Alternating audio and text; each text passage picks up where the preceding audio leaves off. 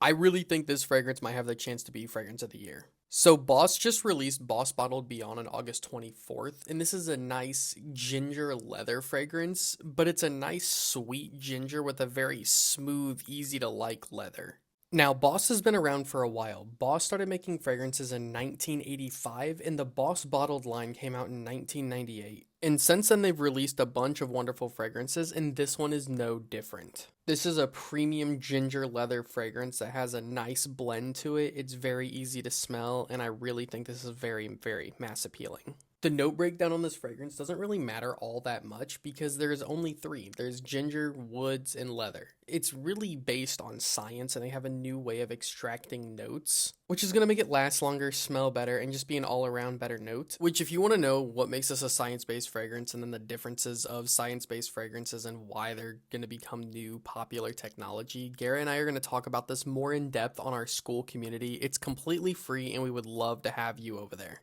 I have it linked as the top link in the description, and I hope you come check it out. But if you want a familiar note breakdown, this fragrance, again, is a top note of ginger, a middle note of leather, and a base note of woody notes. The ginger is what is the star in this fragrance, and it lasts a while. This fragrance is actually made with a significantly higher concentration than most men's EDP fragrances. The concentration is actually closer to more of a parfum or like an absolute type fragrance. But this fragrance uses a patented sugar-derived fixative, more about this on school, to extend the signature for a more long-lasting experience. The campaign about this fragrance is all about brotherhood. Boss recognize boss, fronted by Bradley Cooper, Maluma, and Vinícius Júnior.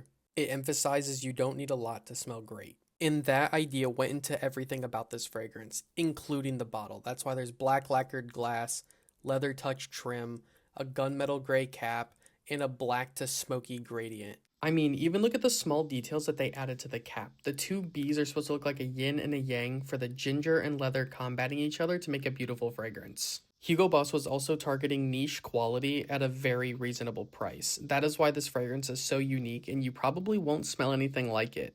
Their goal was to stand out and be different, and honestly, I really believe that this fragrance does that. Garrett and I did just upload a 30-minute of us giving our full opinions on school about this fragrance, and we dove really, really deep into what made this fragrance unique and different than every other fragrance.